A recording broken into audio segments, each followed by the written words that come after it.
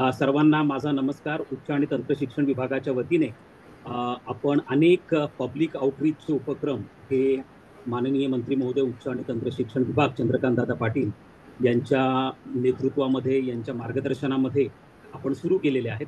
आणि त्याच्या माध्यमातून एक सह्याद्री शिक्षण संवाद हा उपक्रम आमचा कालच पार पडला. आणि त्या संदर्भामध्ये काल आम्ही आपल्या विभागाचा जो उच्च आणि तंत्र शिक्षण विभागाचा जो डॅशबोर्ड आपण तयार केलेला आहे, या डॅशबोर्डचं अनावरण परवाच्या दिवशी माननीय मंत्री महोदयांनी मंत्रालयामध्ये केलं. अनेक सर्व आपल्या कुलगुरूंच्या, माननीय कुलगुरूंच्या उपस्थितीमध्ये. आणि त्यानंतर आपला त्या संदर्भातली माहिती देणारा कालचा कार्यक्रम अत्यंत उत्तम पद्धतीने पार पडला. 450 महाराष्ट्रातनं आपले सर्व प्राध्यापक आणि शिक्षण क्षेत्रातले सगळे महत्वपूर्ण व्यक्ती यामध्ये जॉईन झालेले होते. त्यामुळे हा एक अत्यंत महत्वपूर्ण भाग होता. आणि दुसरा उपक्रम आपण जो केला होता की आपण 2024-25 पासून राष्ट्रीय शिक्षण धोरण 2020 आपण संपूर्ण राज्यामध्ये अंमलात आणलेलं आहे. आणि त्याची अत्यंत शिस्तबद्ध आणि संघटित पद्धतीने आपण तयारी केलेली होती. गेल्या 2 वर्षांपासून आपली तयारी चालू होती. त्यासाठी महाराष्ट्र शासनाच्या वतीने एक स्टिअरिंग कमिटी देखील नेमण्यात आलेली होती. आणि त्याच्या माध्यमातून आपण 23-24 मध्ये एक प्रयोग म्हणून काही ठिकाणी त्याची अंमलबजावणी केली. आणि 24-25 मध्ये आपण सरसकटपणे संपूर्ण राज्यामध्ये त्याची अंमलबजावणी केली. तर ही अंमलबजावणी केली असताना माननीय मंत्री महोदय सातत्याने या बाबतीमध्ये विचारणा करत असतात. आणि ते सातत्याने हे विचारत असतात की ही आपण अंमलात तर आणलेलं आहे, परंतु ते किती इफेक्टिव्हली अंमलात आणलं गेलेलं आहे. ते अंमलात आणत असताना आमच्या सर्व या शिक्षण क्षेत्रातल्या, उच्च शिक्षण क्षेत्रातल्या सर्व जे स्टेक होल्डर्स आहेत, त्यांना काही अडचणींचा सामना करावा लागतोय का. तर स्टिअरिंग कमिटीला त्यांनी आव्हान केलं होतं की आपण प्रत्येक विद्यापीठाचा देखील या संदर्भात आढावा घ्यावा. प्राध्यापकांना काही अगदी ग्राउंड लेवलला प्राध्यापकांना काही समस्या येत असतील तर त्या समस्यांचं निराकरण हे आपल्या तज्ज्ञांच्या माध्यमातून करण्यात यावं. मग त्यानंतर आम्ही सन्माननीय अनिल राव सर असतील, माहेश्वरी सर आहे, शिर्के सर आहेत, करमळकर सर, आमचे R D Kulkarni, Bhisen sir, हे आमचे जे सगळे स्टिअरिंग कमिटीचे सन्माननीय सदस्य आहेत आणि ज्यांनी एनईपीच्या एकूणच धोरण ठरवण्यामध्ये आणि धोरण अंमलात आणण्यामध्ये देखील अत्यंत महत्वाचा वाटा त्यांनी पार पाडलेला आहे. मंत्री महोदयांनी आवाहन केलं होतं की ह्या तज्ज्ञांची एक समिती तयार करावी आणि एक ऑनलाईन कार्यक्रम आपण करावा आणि ज्या माध्यमातून त्याची लिंक आपण सगळ्या राज्यभर पाठवावी आणि ज्यांनाही प्राध्यापकांना, प्राचार्यांना या संदर्भामध्ये काही समस्या असतील तर त्या समस्यांचं निराकरण हे आपण करण्यात यावं. त्या दृष्टिकोनातून गेल्या 3 महिन्यांपासून आपण पहिले विकली याचं आपण अंमलात आणलं आणि अत्यंत उत्तम पद्धतीने, म्हणजे रिस्पॉन्स पण खूप मोठ्या प्रमाणावर होता. सुरुवातीला 500+ वगैरे अशा स्वरूपाने लोक जॉईन झालेले होते आणि आमच्या सर्व तज्ज्ञांनी अत्यंत समर्पक पद्धतीने त्यांची उत्तरं देखील दिलेली होती. मग नंतर असा चर्चा थोडी स्टिअरिंग कमिटीच्या पातळीवरती आणि माननीय मंत्री महोदयांनी पण सुचवल्याप्रमाणे की अनेक प्रश्न हे विद्यापीठ स्तरावरचे यायला लागले, म्हणजे त्या त्या विद्यापीठाशी संबंधित असणारे काही प्रश्न हे आमच्या प्रश्न तुमचं उत्तर आमचं ह्या मालिकेमध्ये यायला लागले. मग तेव्हा राव सरांनी असं सजेस्ट केलं की आपण युनिव्हर्सिटी स्पेसिफिक काही कार्यक्रम घ्यावेत. आणि मग त्या दृष्टिकोनातून आपण साधारणतः महिन्याभरापूर्वी युनिव्हर्सिटी स्पेसिफिक अशा स्वरूपाचे आपण या कार्यक्रमाचं आयोजन करायला सुरुवात केलं. सगळ्यात पहिले डॉक्टर बाबासाहेब आंबेडकर मराठवाडा विद्यापीठ, छत्रपती संभाजीनगर या विद्यापीठामध्ये संबंधातला आपण आपला पहिला कार्यक्रम आयोजित केला. त्यानंतर आपण SRT नांदेड युनिव्हर्सिटीच्या संदर्भातला दुसरा कार्यक्रम आयोजित केला. आणि आज आपण सोलापूर युनिव्हर्सिटी संदर्भामध्ये पुण्यश्लोक अहिल्यादेवी सोलापूर युनिव्हर्सिटीच्या संदर्भातला आजचा कार्यक्रम आपला हा आयोजित करण्यात आलेला आहे. आजच्या ह्या कार्यक्रमामध्ये विद्यापीठाचे सन्माननीय कुलगुरू आमचे, माझे मित्र महानवार साहेब, त्याचप्रमाणे प्रकुलगुरू दामा सर, त्याचप्रमाणे कुलसचिव लकडेजी, नवीन तरुण कुलसचिव त्यांनी अशातच नेमलेले आहेत, कालच त्यांची भेट झाली. त्याचप्रमाणे सर्व अधिष्ठाता, त्यांच्या विद्यापीठाच्या प्राधिकार मंडळाचे सर्व सदस्य, त्या या सगळ्यांचं मी उच्च आणि तंत्र शिक्षण विभागाच्या वतीने अत्यंत मनपूर्वक स्वागत करतो. त्याचप्रमाणे आमची जी तज्ज्ञ समिती महाराष्ट्र शासनाने या कार्यासंदर्भात नेमलेली आहे, सन्माननीय अनिल राव सर असतील, Shirke sir, Maheshwari sir, R D Kulkarni, Bhisen sir, त्याचप्रमाणे आमचे चांदेकर साहेब सुद्धा आज जॉईन झालेले आहेत.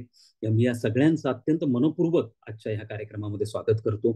आणि मला असं वाटतं की आपण आता या कार्यक्रमाला सुरुवात करण्यापूर्वी माननीय कुलगुरू महोदय, आपण एक 5 मिनिटं जरूर बोलावं या संदर्भामध्ये. ओव्हरऑल आपली भूमिका आणि आपण कशा पद्धतीने या धोरणाची अंमलबजावणी आपल्या विद्यापीठ स्तरावरती करत आहात या संदर्भात आपण बोलावं आणि नंतर मग आपण प्रश्न उत्तराच्या आपल्या कार्यक्रमाला सुरुवात करू. माननीय महानवार साहेब.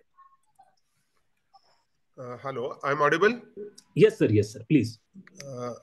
Honorable all the members of steering committee, as well as the my board of studies members, management council member, academic council members, my colleagues, Honorable PVC, and other colleagues from my department, as well as the principals of various colleges under our university, and friends.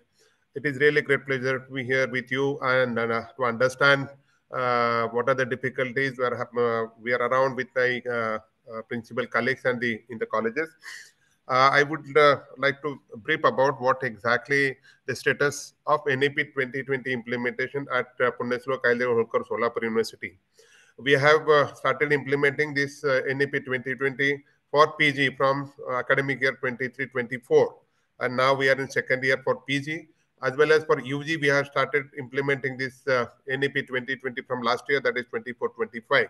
First year, first semester, second semester, we have already implemented this NEP 2020 for UG, and for PG, for all four semesters, we have implemented, in which we are more focused towards the OGT and in-plant training under this category, for which we have signed MOU, more than 45-50 MOUs with NGOs, industries, then corporate houses, as well as this is only by the university, as well as by each and every college, affiliated college had their MOUs, at least minimum 5 to 6 MOUs.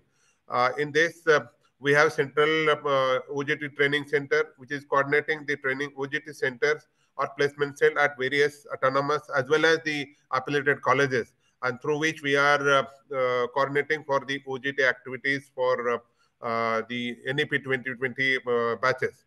In addition to this, university has implemented ICAS also for all the four disciplines or faculty, that is science and technology, humanities, commerce management. And for that, we have already designed the syllabus. We already have the study material available for our students. As well as we have now the syllabus ready for second year UG for implementing from academic year 25-26. And we are completely ready to implement at university as well as all the affiliated colleges. And whatever difficulties is been raised by the principals as well as the professors from the affiliated colleges as well as from the university and the stakeholders, we are trying to overcome those in association, in contact with the Sukarno Samiti as well as the expert member, I think Professor I'm not able to recollect the name. He is from the Sambhajinagar, and they visited twice, as well as Bishen sir also has visited quite number of times, and he is advising us how to go about, how to implement the NEP 2020. As well as we are in touch with Professor Rao sir, as well as Karmakar sir sometime, and whatever difficulties we are facing, we are interacting with them. At present, what difficulty we are facing, that is for multiple entry, multiple exit, the guidelines are not yet clear. Secondly, there are no clear guidelines for OGT also. We say it's the 120 hours, but then over a period of a semester or a year, 120 hours, I think it may not be feasible. So we have to work out for these OGT activities. And likewise, we are implementing NEP 22 systematically. I hope there may be some queries, some points which may be discussed and which may be raised by my fellow colleagues as well as the principals and the stakeholders. So I request all of them to come forward, raise the queries, because we have the expert committee with us right now.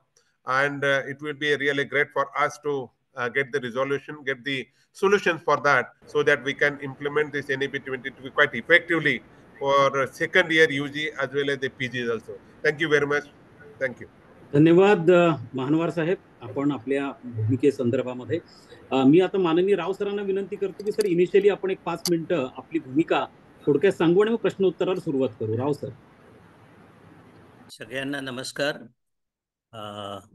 Honourable कुलगुरू doctor महानवार, प्रकुलगुरू doctor दामा आणि अन्य सर्व participants, आजच्या या सेशनमध्ये आपल्या सगळ्यांचं मी समितीच्या वतीने स्वागत करतो. आत्ताच कुलगुरू महोदयांनी स्टेटस रिपोर्ट म्हणून सोलापूर विद्यापीठासंदर्भामध्ये काही माहिती दिली.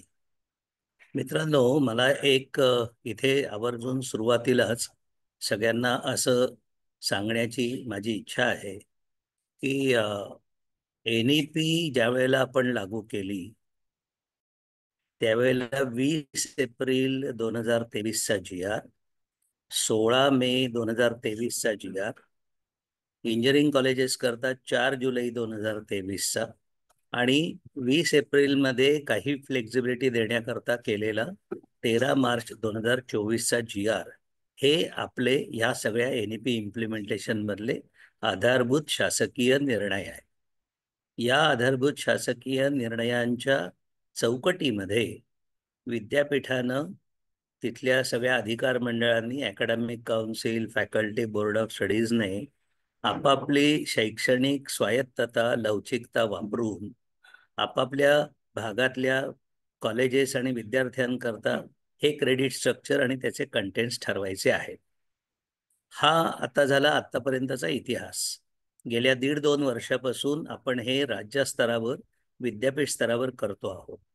आम्ही वेगवेगळ्या विद्यापीठांच्या अशाच सेशन्समधून जे अनुभवतो आहोत त्यामध्ये प्रामुख्याने 2-3 गोष्टी जाणवतात, त्याचा सुरुवातीलाच उल्लेख करणं आवश्यक आहे.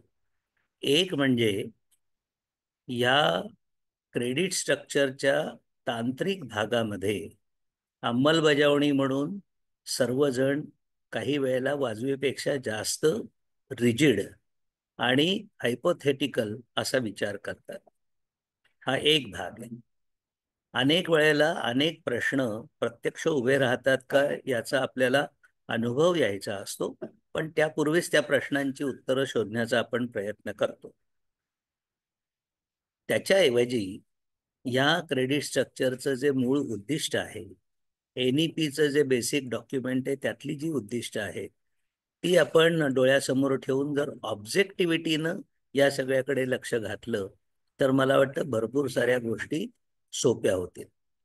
दुसरी गोष्ट आम्हाला वारंवार जाणवणारी आहे ती अशी की अनेक असे प्रश्न रेज केले जातात की ज्याची खरं म्हणजे उत्तरं ही विद्यापीठाच्या स्वायत्ततेमध्ये, त्यांच्या निर्णयामध्ये दडलेली आहेत आणि त्याच्यावरची सोल्युशन्स ही त्या त्या विद्यापीठाच्या academic council, board of deans, faculty यांनी काढायची आहे. त्याच्यामुळे तेही आपण या आजच्या सेशनमध्ये लक्षात ठेवा.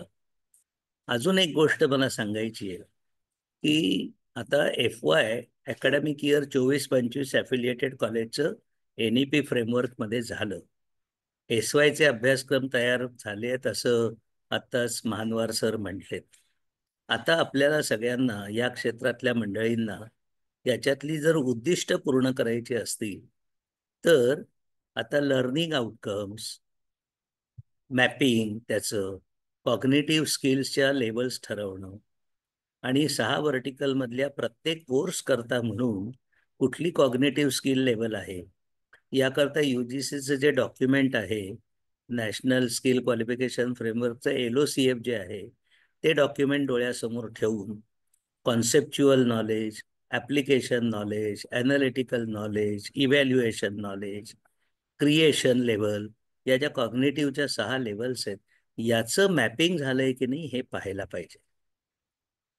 इथे प्रश्नांची उत्तर आपण घेणार आहोत, पण असा सगळ्या ठिकाणचा अनुभव आहे की या क्रेडिटच्या फ्रेमवर्कमध्ये आपण बसवले सगळे अभ्यासक्रम, कार्यभार सांभाळण्याचाही विचार केला, कोणी सरप्लस होऊ नये असाही प्रयत्न केला, पण ते अभ्यासक्रम तयार करून नंतर त्याचे लर्निंग आउटकम काय असावेत ती स्टेटमेंट लिहिली. आता टप्पा मित्रांनो खरं म्हणजे असा आलेला आहे की आपली फर्स्ट सेमेस्टर, सेकंड सेमेस्टरची पहिली परीक्षा झाली, परंतु आपण असेसमेंट करता क्वेश्चन पेपर सेटिंग जे केलेलं आहे ते आपल्या विद्यापीठात वेगळं झालेलं असू शकतं, त्याचं स्वागत आहे, परंतु जुन्याच मानसिकतेने आपण प्रश्नपत्रिका यावेळेला सेट केलेल्या आहेत असं आम्ही सगळ्या विद्यापीठात अनुभव घेतो आहोत. आता असेसमेंट मेथडचंही खरं म्हणजे लर्निंग आउटकम ॲसेस करणाऱ्या मेथड्स आपल्याला वापरायच्या आहेत. त्याच्यामुळे प्रश्नपत्रिका देखील, असेसमेंट, मूल्यमापन पद्धती देखील बदलतील. म्हणजेच थोडंसं प्रोग्रेसिव्हली, प्रोॲक्टिव्हली आपल्याला हे सगळा विषय पुढे घेऊन जायचा आहे. आणि यावर्षी NEP स्टिअरिंग कमिटीनं जो एजेंडा ठेवलेला आहे त्यामध्ये स्किल्सवर आणि त्याच्या वेगवेगळ्या ॲव्हेन्यूज, अपॉर्च्युनिटीज ओपन अप करण्याकरता प्रायोरिटी देण्यात आलेली आहे.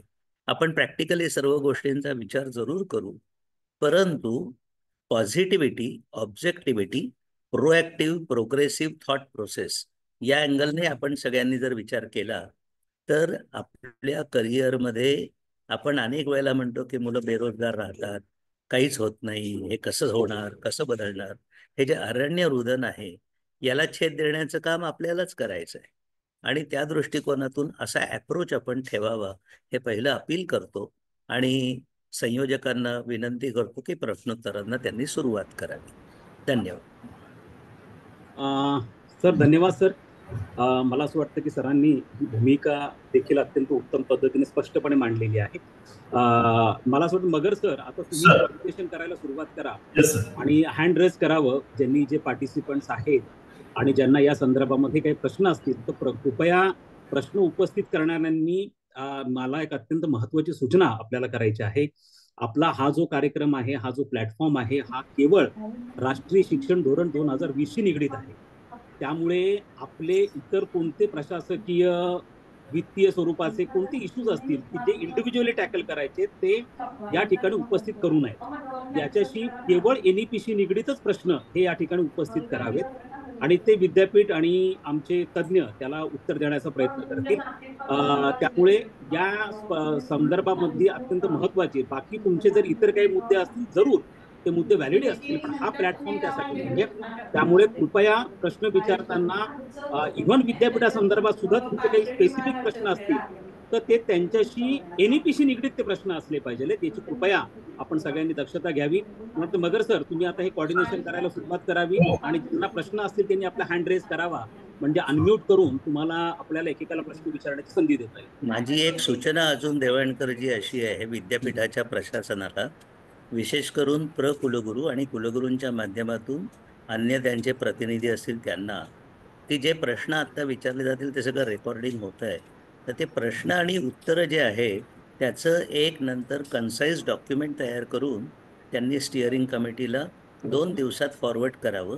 कारण आपण स्टिअरिंग कमिटी म्हणून मुंबईच्या नुकत्याच मीटिंगमध्ये ठरवलं आहे की सर्व विद्यापीठातले हे प्रश्न एकत्र करून आपण एक सव्वा महिन्यामध्ये FAQ बुकलेट तयार करणार आहोत शासनाचं. So we will expect the university authorities to list down all those questions and the answers proposed by the steering committee experts and then document it and send the concise document in the form of question answer to the steering committee through Director Higher Education. Thank you. Yes sir. Okay. मगर sir.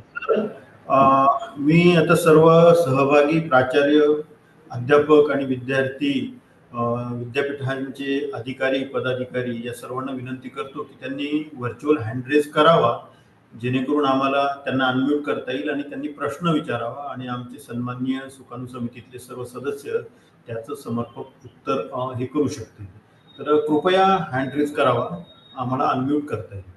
सर्वांना विनंती करतो की आपल्या प्रश्नांसाठी हँडरेज केलं तर आम्ही क्यू मध्ये ते सर्व प्रश्न अंतर्भूत करूया. So please hand raise your.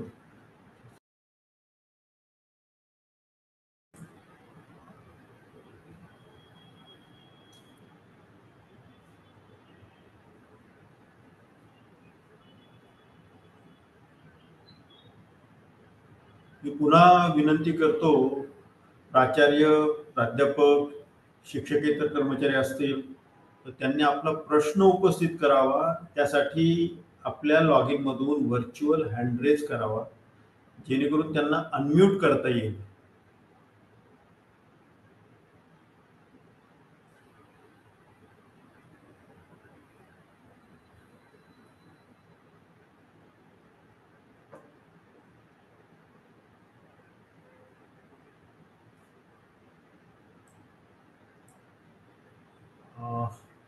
अजून तरी कुणी हँड रेज केलेला नाही. चांगला प्रश्न नसतो. चांगला प्रश्नच नाही त्यांना, काय अडचण नाही. अभिनंदन.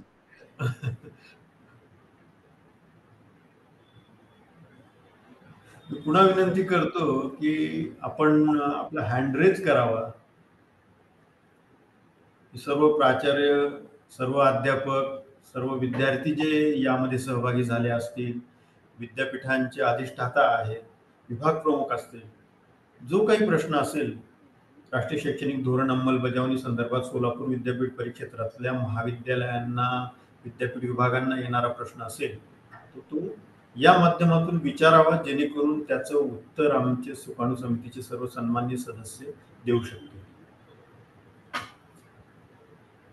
मला असं वाटतं की विद्यापीठाच्या परिघा बाहेरचे पण काही जण राज्यातनं जॉईन झाले असतील, ते पण प्रश्न विचारू शकतात, जर तुम्हाला तसा काही प्रश्न असेल तर.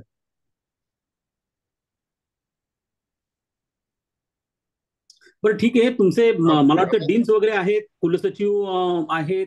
दामा सर, डीनच्या मीटिंग मध्ये जे काही डिस्कशन झालं त्याविषयी क्लॅरिफिकेशन जर घेतलं तर बरं होईल. प्रोफेसर दामा. 2 जणांचे हँड रेज झाले आहेत. हँड रेज झाले आहे. अनम्यूट करा सर. पुजारी सर, आपण अनम्यूट करा. परिचय द्यायला सांगा त्यांना. हा, पुजारी सर आपला परिचय द्या आणि प्रश्न विचारा. हा, नमस्ते सर. मी पुजारी सर, दयानंद कॉलेज सोलापूर. माझा असा क्वेश्चन आहे की सर, आता फर्स्ट इयरला जे 3 सब्जेक्ट आहेत, परंतु आता ह्याच्या सेकंड इयरमध्ये आमच्या कॉलेजमध्ये ग्रँटेबल 3 आयडिया सब्जेक्ट्स आहेत, इंटरडिसिप्लिनरी सब्जेक्ट्स. बायोकेमिस्ट्री आहे, जिओ केमिस्ट्री आहे आणि मेट्रोलॉजी आहे. तर त्या सब्जेक्ट्स आता सेकंड इयरच्या NEPच्या स्ट्रक्चरमध्ये कसं बसवता येईल, त्या मुलांना तो मायनर म्हणून घेता येईल का ह्या वर्षी, हा माझा क्वेश्चन आहे. डिसेन सर, आपण उत्तर देताय का? सर, त्यांना प्रश्न परत एकदा क्लिअर करायला लागेल. त्यांनी म्हणजे फक्त 3 मेजरचा जे केला त्याचा अधिक परत एकदा पुजारी सर परत स्पष्ट करा, तुमचं काय म्हणणं आहे ते देतो उत्तर. सर, दयानंद कॉलेजमध्ये नॉन NEP मध्ये सेकंड इयरसाठी BSc सेकंड इयरचं मी बोलतोय, त्याच्यामध्ये जिओ केमिस्ट्री नावाचा एक सब्जेक्ट जो ग्रँटेबल कोर्स आहे, तो मायनर म्हणून विद्यार्थी घेत होते. म्हणजे मागच्या वेळेस जे 4 सब्जेक्ट BSc 1 ला होते, त्यापैकी 2 सब्जेक्ट त्या ह्याच्यातले पहिल्या वर्षातले, आणि एक तिसरा जो सब्जेक्ट आहे तो जिओ केमिस्ट्री किंवा बायो केमिस्ट्री किंवा मेट्रोलॉजी सारखा विषय तो मुलगा निवडत होता. आणि BSc सेकंड इयरला 3 सब्जेक्ट त्याचे होत होते. आता NEP मध्ये फर्स्ट इयरला 3 सब्जेक्ट्स आहेत, सब्जेक्ट 1, सब्जेक्ट 2 आणि सब्जेक्ट 3. तर आता सेकंड इयरला मुलगा आल्यानंतर त्या 3 सब्जेक्ट पैकी एक जो मेजर तो ठरवणार आहे, तो मेजर घेऊन आमच्या कॉलेजमध्ये अवेलेबल असणारे ग्रँटेबल 3 कोर्सेस पैकी एक कोर्स हा सेकंड मायनर म्हणून तो ऍक्सेप्ट करू शकतो का? सर, ते आपण M1, M2, M3 स्वीकारलेला आहे. हा, त्या आधारावर फर्स्ट इयरला 3 आपण घेतले सब्जेक्ट. त्या 3 पैकी एक सब्जेक्ट कमी होईल, एक सब्जेक्ट ते मेजर म्हणून कुठला त्यांना घ्यायचा तो घेतील. आता मायनर कोणता घ्यायचा आहे तो त्यांना घेता येईल, परंतु मायनर हे 2 घेण्याचं प्रोव्हिजन त्या ठिकाणी नाही. मायनर आपल्याला एकच घेता येईल. कोणता घ्यायचा हा शेवटी त्या विद्यार्थ्याच्या चॉईसचा विषय आहे. म्हणजे पहिल्या 3 सब्जेक्ट पैकीच 2 घ्यायचे का पहिल्या 3 पैकी एक घेऊन मायनर अवेलेबल असते? म्हणजे आमच्याकडे आयडियाज अवेलेबल असते. सर समजून घ्या, विषय समजून घ्या. तुम्ही फर्स्ट इयरला 3 विषय घेतले. हो, त्या 3 पैकी तुमचा एक विषय मेजरला जाईल, त्याला जो घ्यायचा आहे तो. राहिले 2 विषय. आता राहिलेल्या या खरं पाहता त्याला राहिलेले या 2 विषयापैकी एक विषय हा त्याला मायनर म्हणून त्या ठिकाणी घेता येईल. त्यामुळे सुरुवातीला घेतलेल्या 3 विषयामध्ये त्यानं विचार केला पाहिजे की आपल्याला भविष्यामध्ये कोणते कोणते घ्यायचे. खरं पाहता 20 एप्रिल जर काढत आपल्याकडे मेजर एकच होता, परंतु नंतर त्याच्यात दुरुस्ती करून, ज्याचा उल्लेख आता राव सरांनी केला, आपण त्यामध्ये ती दुरुस्ती करून त्याला 13 मार्च मध्ये 3 सब्जेक्ट त्या ठिकाणी दिलेले आहेत. तर त्या 3 मधला एक तो मेजर घेईल, त्याचा एक स्किप होईल कुठला तरी, त्याला जो स्किप करायचा आहे तो, आणि एक विषय त्याला मायनर म्हणून त्या ठिकाणी घेता येईल. तो कोणता घ्यायचा हा त्या विद्यार्थ्याचा विषय आहे. म्हणजे IDS ला स्कोप नाहीये ह्या वर्षी NP मध्ये. नाही सर, ऐका IDS ला म्हणून नाही, मी परत सांगतो की मग त्याने फर्स्ट इयरला का घेतला नाही, तो फर्स्ट इयरला घेतला असता. फर्स्ट इयरला कॉलेजमध्ये कोणता नाही ना विषय सर तो तुमच्या सर पुजारी सर समजून घ्या तुम्ही. विषय असा आहे की तुमच्याकडे जे विषय चालतात हे तुम्हाला माहित आहे, त्यातले कोणते विषय तुम्हाला फर्स्ट इयरला द्यायचे आहेत, कोणते सेकंड इयरला द्यायचे हे तुमच्याकडे आहे. आता समजा गृहीत असं धरू आपण की जर तुम्ही त्याला मायनर म्हणून त्यांनी तो विषय फर्स्ट इयरला घेतलेला नाही, 3 मध्ये तो विषय नाही आहे, आणि तो विषय सोडून त्याला दुसरा विषय घ्यायचा मायनर मधला, आणि तो अनुदानित आहे, विषय अनुदानित आहे की विना अनुदानित आहे याच्याशी तसा NEP म्हणून काही फरक पडत नाही आहे. विना अनुदानित असेल तर तो त्याला हे मिळणार नाही, शासनाकडून त्याला फंडिंग मिळणार नाही, परंतु त्याला घेता येईल, त्याला कुठलाही तो विषय घेता येईल, काय अडचण येणार. Okay, thank you sir. ओके पुजारी सर, इथे मी एकच मिनिट पुजारी सर, हा. मी थोडं स्पष्ट करतो तुम्हाला, कारण तुम्ही जे 3 सब्जेक्ट सांगितले, जिओ केमिस्ट्री, मेटलर्जी आणि तिसरा कुठला सांगितलं, बायोकेमिस्ट्री. बायोकेमिस्ट्री. आता बायोकेमिस्ट्री हा बायोलॉजीशी संबंधित आहे, जिओ केमिस्ट्री हा जिओलॉजीशी संबंधित आहे, मेटलर्जी जो आहे तो जिओलॉजीशी संबंधित आहे. तेव्हा मेजरला पूरक म्हणून तो मायनर, आणि हा इंटरडिसिप्लिनरी आहे, तो मायनर म्हणून यापैकी तो घेऊ शकतो. जो जिओलॉजी असेल तो जिओ केमिस्ट्री घेईल, जो बायोलॉजी वाला आहे तो बायोकेमिस्ट्री घेईल. तर त्यामुळे मायनर घ्यायला काहीच अडचण नाही आहे या कोर्स पैकी कुठलाही. Okay sir, okay sir, thank you sir. मी अजून एक ऍडिशन इमॅजिनेटिव्ह लेवल म्हणून करू इच्छितो की जसं आता करमळकर सरांनी म्हटलं की हे जे विषय इंटरडिसिप्लिनरी हे मेजर स्पेसिफिक कॉम्प्लिमेंटरी म्हणून होऊ शकतात.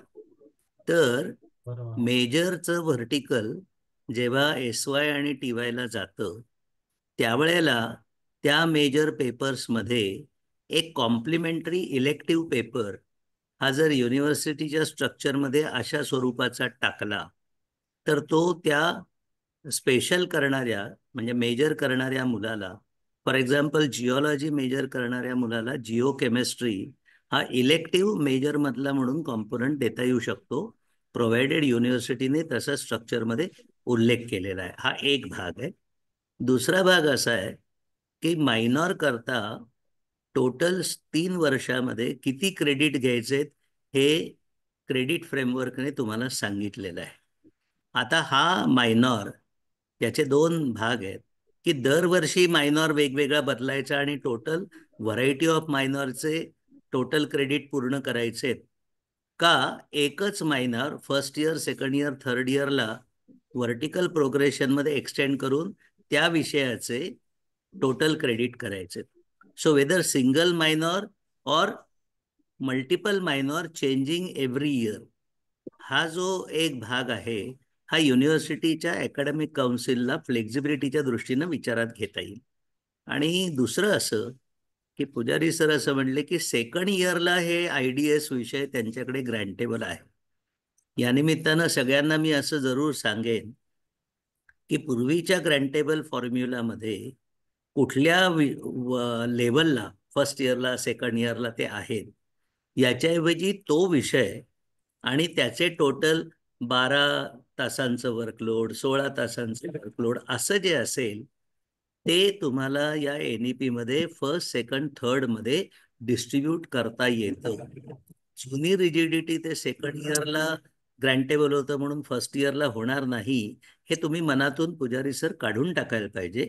आणि विद्यापीठानं त्यांच्या अकॅडमिक स्ट्रक्चरमध्ये हे जे IDSचे विषय आहे हे M1, M2, M3 मध्ये कदाचित ड्रॉप होण्याच्या स्टेजला किंवा मायनॉर म्हणून कंटिन्यू होण्याच्या स्टेजला फ्लेक्झिबिलिटी म्हणून उपलब्ध करून दिले पाहिजे. धन्यवाद सर. धन्यवाद सर. त्यानंतर पुढचा प्रश्न आहे JB म्हणून आहे. JB सर, प्रश्न विचारा सर.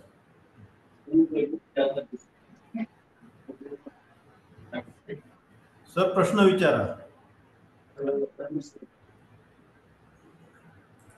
ठीक आहे. त्यानंतर डॉक्टर सूर्यवंशी, परमेश्वर सूर्यवंशी सर. सूर्यवंशी सर प्रश्न विचारा. सर नमस्कार. नमस्कार, विचारा सर. माझा प्रश्न असा आहे सर की BA थर्ड इयरला OJTचा जो आपण काही आपण कुठल्या कॉलेजचे आहात ते सांगा आणि फॅकल्टी सांगा.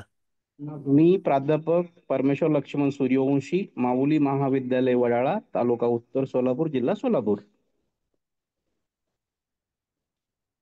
बोला बोला. माझा प्रश्न असा आहे की BA थर्ड इयर आल्याच्या नंतर OJT आपल्याकडे चालू होतं सर. मग त्यासाठीचे 4 क्रेडिट आहेत.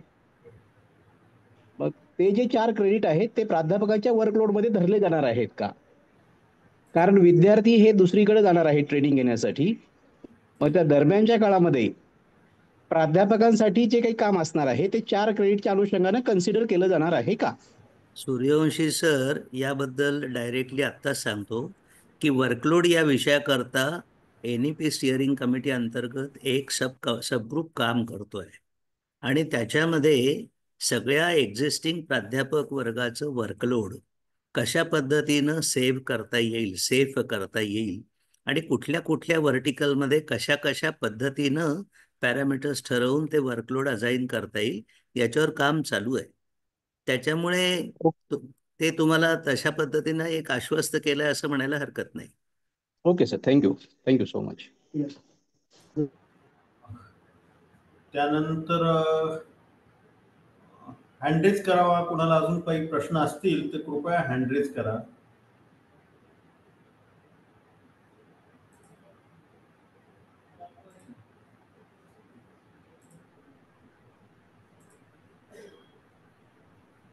सर मी एक विचारू शकतो का?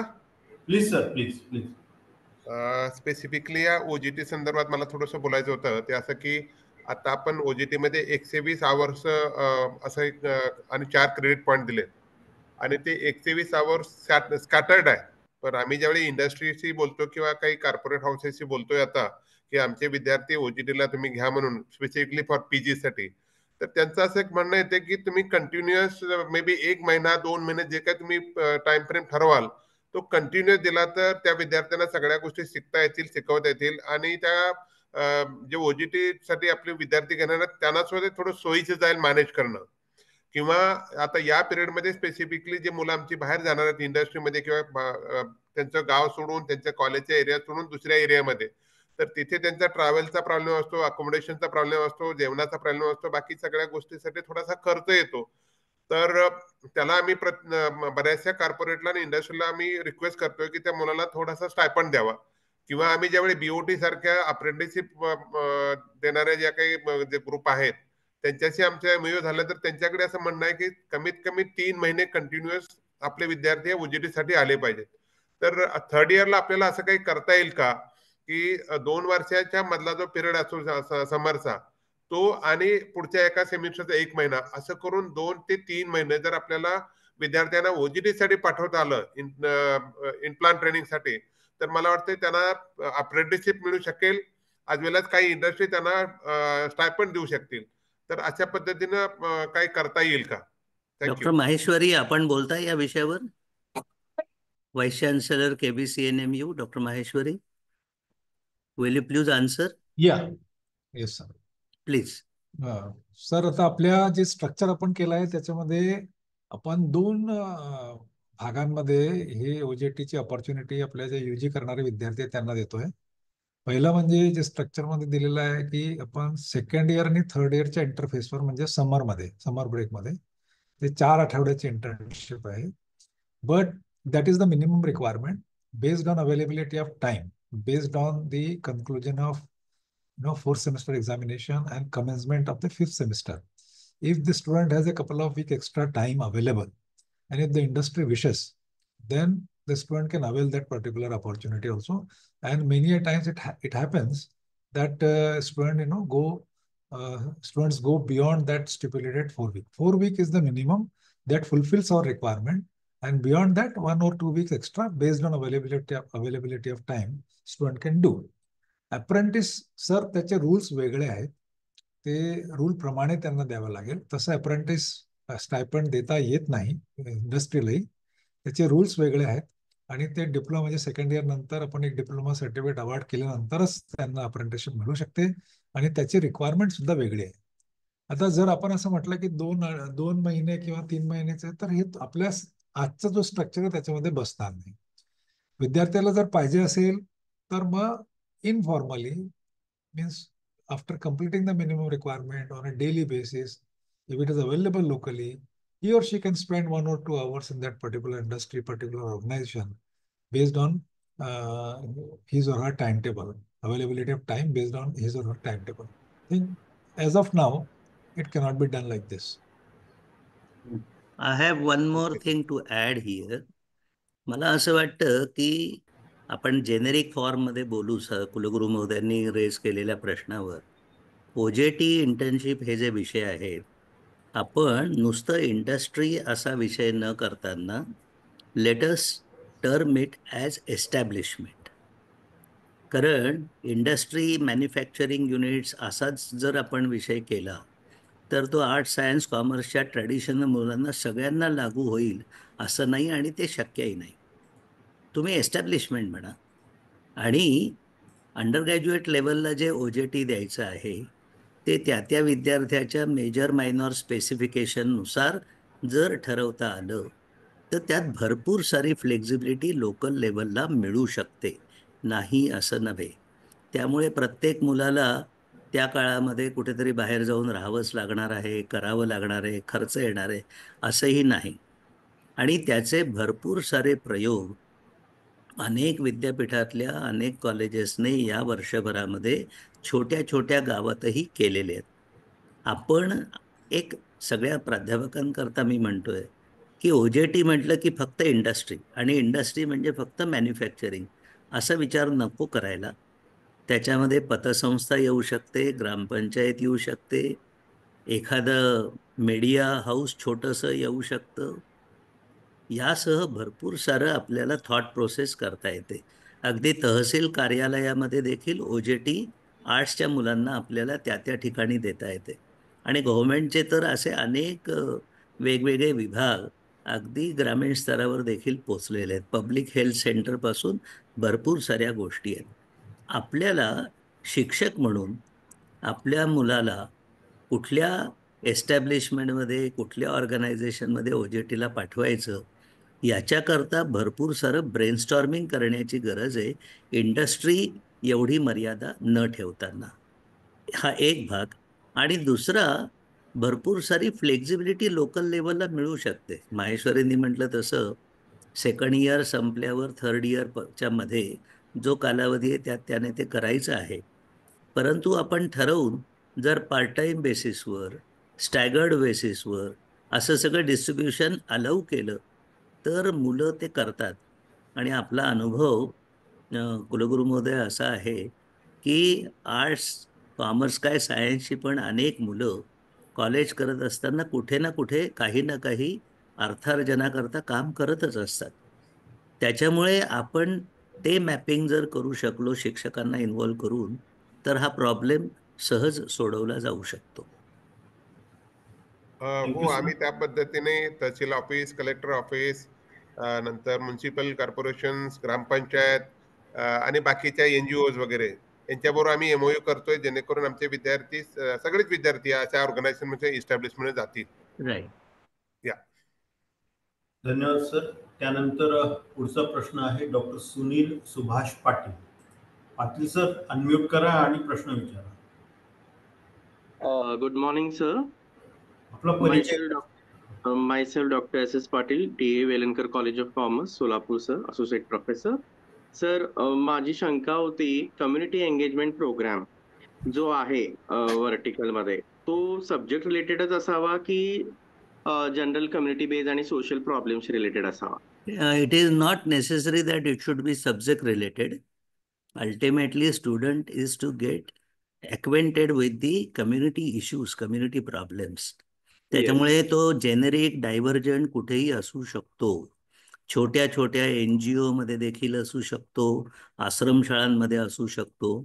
मुलाला कम्युनिटीशी जोडायचं आहे, त्या दृष्टीने तो जेनेरिक आहे. सब्जेक्ट स्पेसिफिकचा काही संबंध नाही त्यात.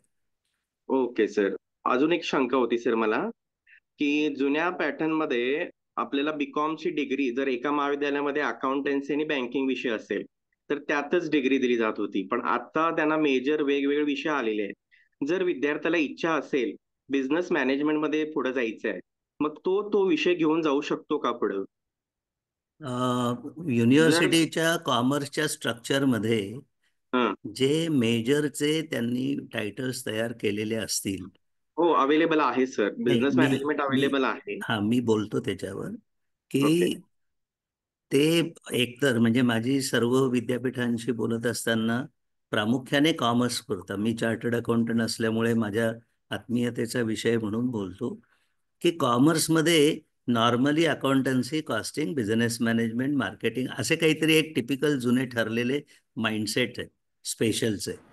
त्याच्या पलीकडे जाऊन भरपूर सारे मेजरचा बास्केट बनवून ठेवली पाहिजे विद्यापीठांनी, आणि त्या बास्केटमधून प्रत्येक कॉलेजने आपल्या कॉलेजमध्ये कुठला मेजर चालू करायचा हे ठरवलं पाहिजे. ते करत असताना कदाचित पाटील सरांसारख्या इतर कॉमर्सच्या शिक्षकांच्या आणि प्राचार्यांच्या मनामध्ये हा प्रश्न येईल की माझ्याकडे फक्त मार्केटिंगचीच पोस्ट आत्तापर्यंत होती. खरं म्हणजे कॉमर्सचं वर्कलोड, त्यानुसारचा टीचर, हे सगळं ठरवत असताना असं रिजिडली अकाउंटन्सी, कॉस्टिंग असं काही ठरत नाही. टोटल वर्कलोड आणि त्यानुसारचं डिस्ट्रीब्युशन.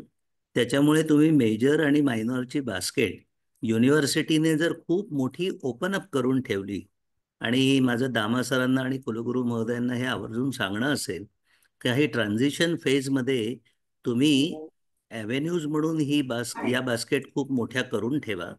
कॉलेजेसला संधी द्या त्यामधून चॉईस करण्याच्या, म्हणजे मग वर्कलोडही प्रोटेक्ट होतील आणि स्टॅबिलाइज जेव्हा 2 वर्षाने हे सगळं होईल त्यावेळेला या सगळ्या फ्लेक्झिबिलिटीज आहे या वर्कलोडच्या फ्रेममध्ये बसवणं सोपं जाणार आहे. Thank you sir, thank you. I do not know, but I would expect Honorable Dean of Commerce Management Faculty and Pro Vice Chancellor, Vice Chancellor to comment on the suggestion that I have made. Sir बोलू का मी? Yes, please. मला वाटतं तुम्ही जे suggestion दिलं की baskets, wide baskets तयार व्हायला हव्यात, आणि आमचा तोच अप्रोच आहे. कारण ज्यावेळी आपण बरेचसे सब्जेक्ट्स देतो आणि ते जर बास्केट फॉर्म नाही केल्या तर एक्झाम कंडक्शनला प्रॉब्लेम येऊ शकतात, कारण ते ड्युरेशन वाढू शकतं. त्यामुळे बास्केट्स आणि त्या अगदी वाईड स्वरूपामध्ये आम्ही तयार करायचा प्रयत्न करतो, तो सेकंड इयरला सुद्धा आणि फायनल इयरला सुद्धा, जेणेकरून total number of subject will remain same, but subject specific basket असतील तर प्रत्येक बास्केट मधून एखादा सब्जेक्ट घेतला तर तो बंच एक्झाम मध्ये जाऊ शकतो. तर त्या पद्धतीने आम्ही आमचे वर्कआउट चालू आहे. आमचे डीन्स आणि पीव्हीसी सर त्याच्यावरती रेग्युलर काम करतायत. आम्ही त्या पद्धतीनेच काम पुढे घेऊन जातोय. Exactly, sir. Extending the issue further, Vice Chancellor has aptly pinpointed where the shoe is pinching. ज्यावेळेला हे मेजर वगैरे असे बास्केट्स स्ट्रक्चर बनवण्याचं सर्व विद्यापीठात काम सुरू झालं तेव्हा एक असं, आय डोंट से हायपोथेटिकल, पण असं एक रिस्ट्रिक्शन ठेवलं की प्रत्येक सेमेस्टरचं एक्झामिनेशन सेशन्स ही खूप लांबतात आणि म्हणून खूप मर्यादित ठेवा. माझं अपील असं राहील की एक्झामिनेशन सेशनवरचं सोल्युशन जरूर काढता येतं, परंतु वाईड बेस बास्केट करून ठेवल्या तर मुलाला चॉईस मिळतो, फ्लेक्झिबिलिटी मिळते, आणि आत्तापर्यंतच्या वर्कलोडच्या रिजिडिटीमधूनही आपण बाहेर पडून आपलं वर्कलोड टिकवून ठेवू शकतो. So my suggestion will be, or earnest request will be, in the forthcoming academic council, if possible, you please see to it that in all the faculties your major, minor, OEG, elective baskets become widened, much widened, keeping in view the requirement of the local student community also. Thank you. आपण म्हटल्याप्रमाणे जर wider baskets असतील तर त्या कॉलेजला सुद्धा त्यांचे subject offer करणं सोपं जाईल. Correct, correct. कारण आता सिंगल फॅकल्टी कॉलेजेस बरीचशी असल्यामुळं त्यांना त्या बास्केट रिस्ट्रिक्ट केल्या तर मग ते सब्जेक्ट चॉईस देणं विद्यार्थ्यांना अवघड जात आहे, आणि म्हणून आम्ही त्या एकदम वाईड ठेवतोय. करेक्ट.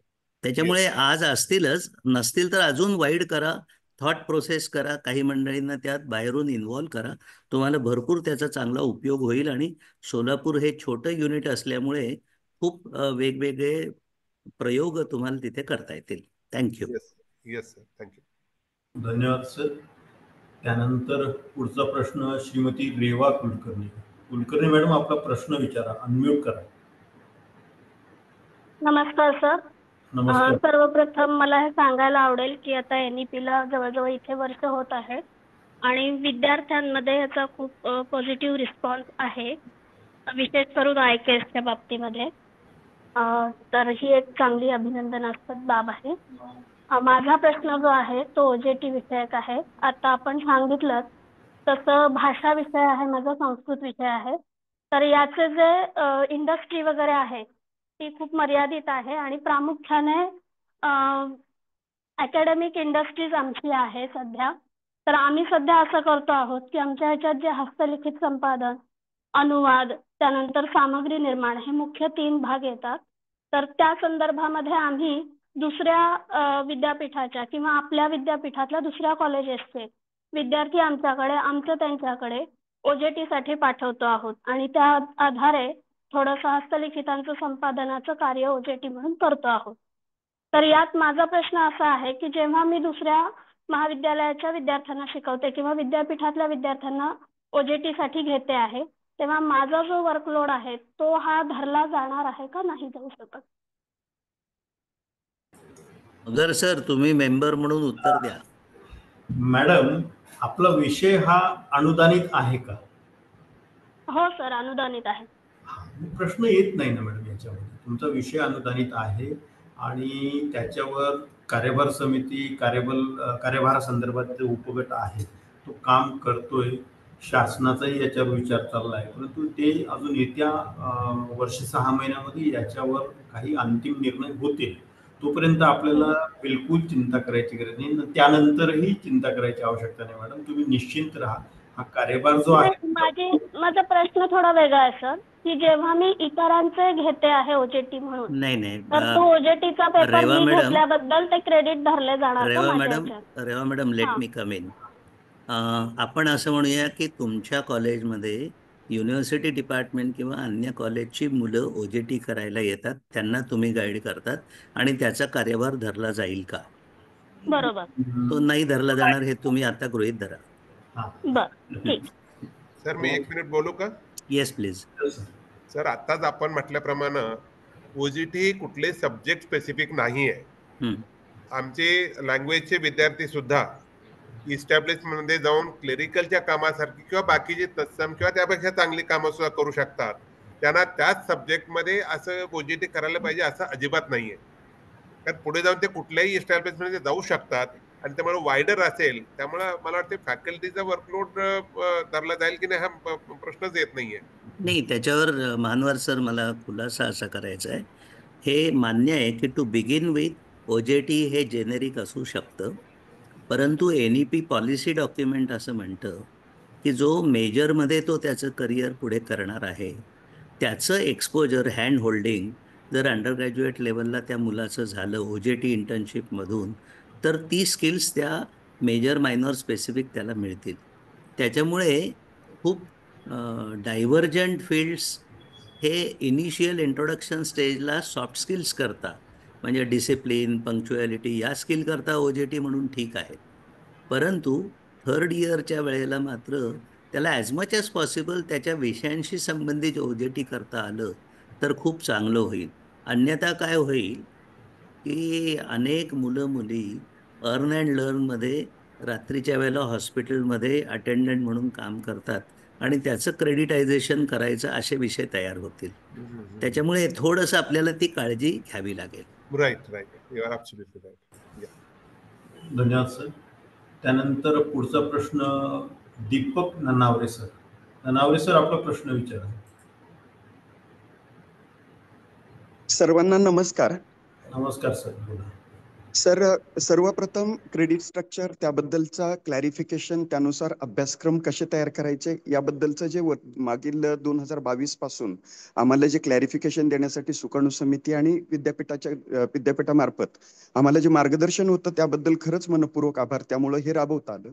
परंतु माझा जो प्रश्न आहे आणि माझं जे क्लॅरिफिकेशन हवंय ते मगाशी मान्य अनिलराव सरांनी जो विषय हे केला की आपण आता अभ्यासक्रम तयार केलेत, पण नॅशनल एज्युकेशन पॉलिसीच्या अनुषंगानं त्यानुसार आपण पॅडेगॉगीज अर्थात अध्ययन जी प्रक्रिया आहे यामधले अपेक्षित बदल एक, त्यानंतर जे LOCFचा मगाशी संदर्भ दिला तो की cognitive level, lower order to higher level याबद्दलचा आणि त्या विषयातून जो स्किल सेट आयडेंटिफाय करायचा आहे आणि त्याची कॉग्निटिव्ह लेवल आयडेंटिफाय करायचे आणि त्यानुसार अध्यापन क्रिया करायचे आणि त्यानुसार परीक्षा पद्धती बदलायची. याबद्दलचं मला असं वाटतं की याबद्दलचा एक धोरणात्मक ज्या पद्धतीनं आपण वेळोवेळी सर्वांना मार्गदर्शन केलं तर हाही पुढचाच भाग त्याबद्दलचा तितकाच महत्वाचा आहे, जेणेकरून एक एम्प्लॉयबिलिटी संदर्भाचा एक ॲश्युरन्स मुलांना या माध्यमातून देता येईल. तर याबद्दलचं आपलं काही धोरण असं आहे का की किंवा एक धोरणात्मक कार्यक्रम अवेअरनेस संदर्भात काही राबवला जाऊ शकतो का त्यांच्या संदर्भात? कारण बऱ्यापैकी ठीक आहे, मॅपिंग झाली, स्किल सेट हे केला, कॉग्निटिव्ह लेवल हे केले, पण त्याबद्दलची अटेनमेंट झाली की नाही याबद्दलचं थोडंसं शिक्षक वर्गामध्ये जे क्लॅरिफिकेशन किंवा अपस्किलिंगची गरज आहे याबद्दलचा काही धोरणात्मक कार्यक्रम राबवण्याचं काही नियोजन आहे का सर? स्टिअरिंग कमिटीचे अध्यक्ष डॉक्टर करमाळकर जॉईन झालेले आहेत. सर, आपण बोलताय या विषयावर? डॉक्टर करमाळकर. हो हो, मला जरासा प्रश्न पुन्हा एकदा थोडासा सांगला तर. नाही सर, प्रश्न कन्फ्यूज झालो तुम्ही काय विचारताय. हा, किंवा माहेश्वरी सर आपण बोलताय? हॅलो, हा, कुलकर्णी सर आहे सर, कुलकर्णी सर बोलतील. हा, doctor RD Kulkarni, have you join? Will you please answer this query?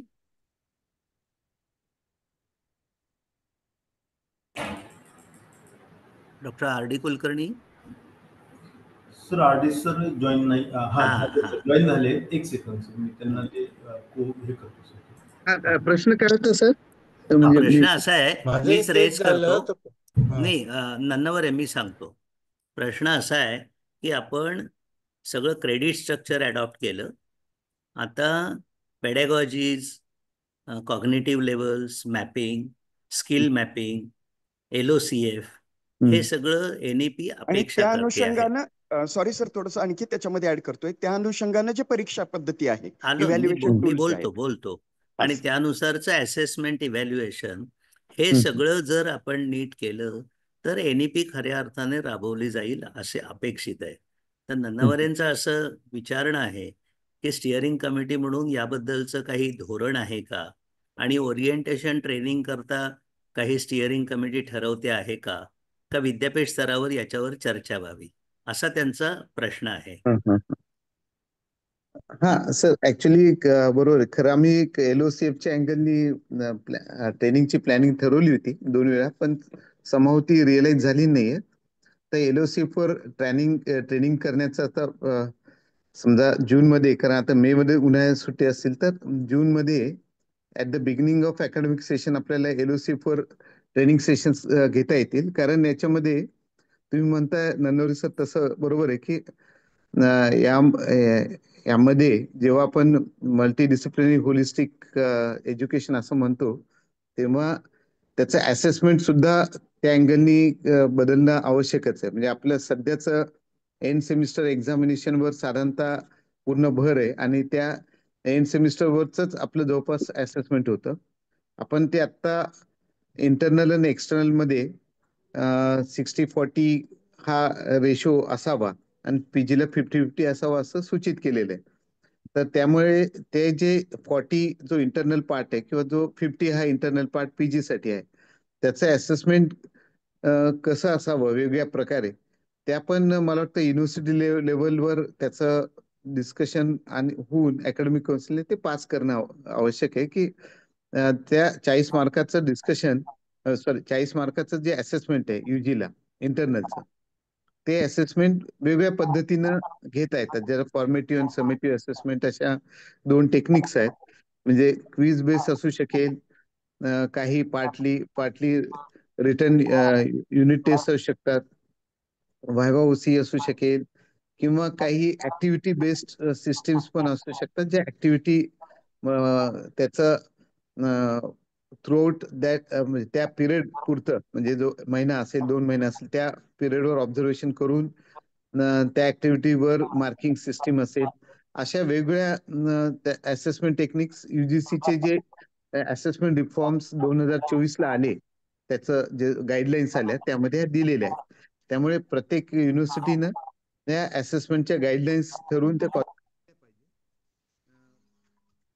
म्हणजे आपल्याला त्या पुढे जाता येतील. अर्थात याबद्दलचं ट्रेनिंग सेशन्स एनईपी स्टेअरिंग कमिटीच्या मार्गदर्शनाखाली लवकरात लवकर ऑर्गनाईज करणार आहोत.